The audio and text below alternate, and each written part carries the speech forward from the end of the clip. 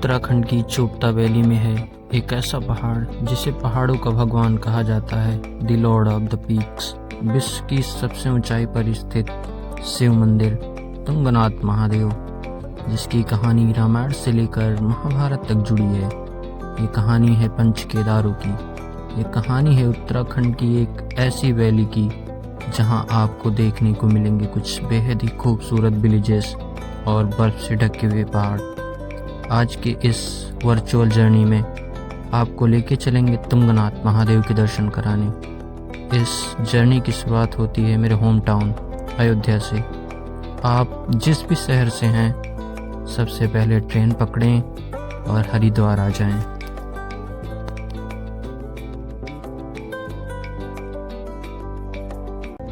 यहाँ से आपको सुबह 4 से 10:30 बजे तक बस मिलेंगी, जो कि आपको ऊखीमठ तक ले जाएंगी।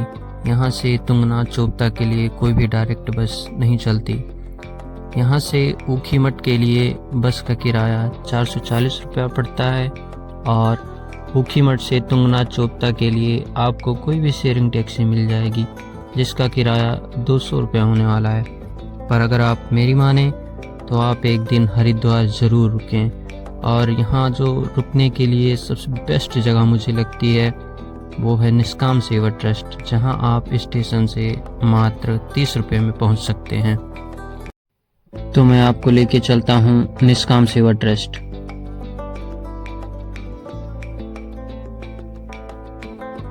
तो फाइनली हम पहुँच गए हैं निष्काम सेवा ट्रस्ट और अंदर चल के मैं आपको दिखाता हूँ कि यहाँ का रूम कैसा है।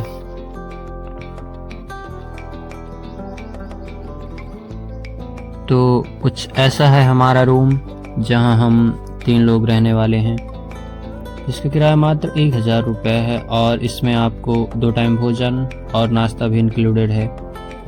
सबसे पहले आप फ्रेश हो जाएं और फिर थोड़ा आराम कर लें। फिर आप शाम को गंगा आरती में शामिल हो सकते हैं, जहां आपको एक अद्भुत नज़ारे और कामनेस का अनुभव होगा। और यहाँ के घाटों की खूबसूरती तो रात में देखने लायक होती है, जहां आपको लगेगा कि शायद हम स्वर्ग में आ चुके हैं।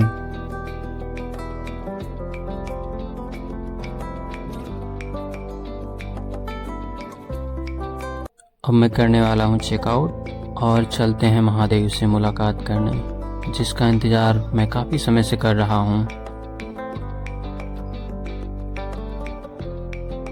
इन बेहद ही खूबसूरत नदियों, घाटियों और पहाड़ों को देखते हुए 7 घंटे के लंबे सफ़र के बाद हम पहुंचते हैं ऊखीमठ।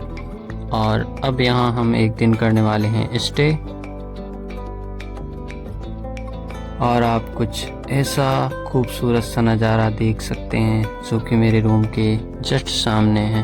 अगर आप यहाँ आएँ तो यहाँ एक मंदिर है जिसे ओंकारेश्वर महादेव कहा जाता है।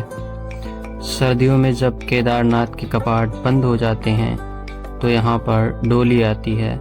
इस मंदिर में उसकी पूजा होती है और केदारनाथ के कपाट पुनः खुलने पर यहाँ से डोली जाती है केदारनाथ के लिए। पौराणिक कथाओं के अनुसार इस मंदिर में वाणासुर की पुत्री उषा और भगवान श्री कृष्ण के पोते अनिरुद्ध का विवाह हुआ था, जो कि अपने आप में प्रथम अंतरजातीय विवाह माना जाता है। अब हम लेने वाले हैं एक शेयरिंग टैक्सी जो हमें तुंगनाथ चोपता तक ले जाएगी।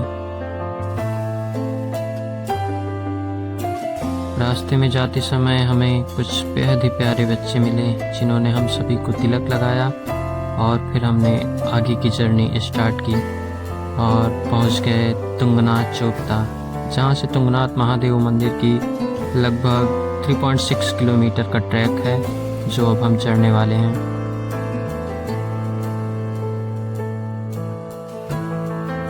कुछ ऐसा खूबसूरत नज़ारा है तुंगनाथ का और ढेर सारी बर्फ गिरी हुई है चारों तरफ, एकदम लाजवाब मौसम है।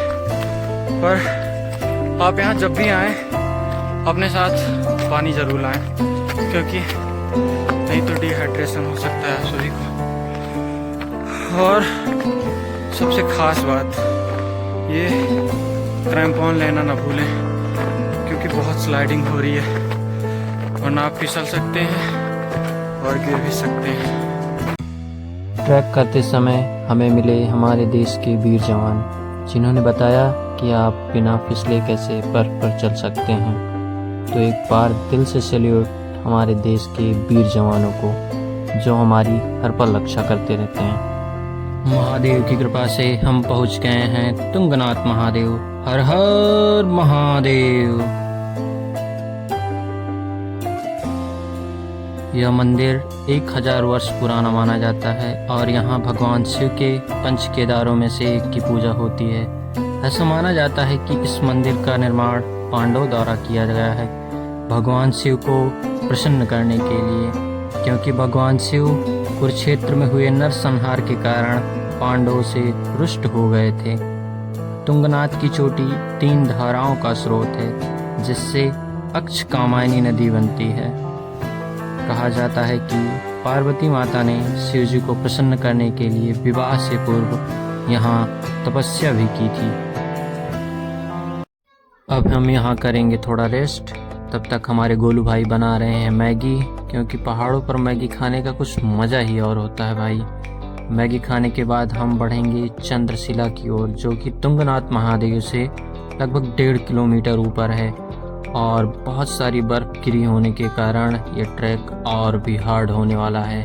तो पहले कुछ खा लेते हैं, फिर बढ़ते हैं चंद्रशिला की ओर। तो फाइनली मैं पहुंच गया हूं चंद्रशिला। काफ़ी कठिन ट्रैक था। जितने लोग यहाँ पे आए हैं उसमें से लगभग 1-2 ही आ रहे हैं चंद्रशिला पे, बाकी कोई नहीं आ रहा है। फिर भी महादेव की कृपा हुई और हम 2 दोस्त चंद्रशिला पर पहुंच गए। हर हर महादेव।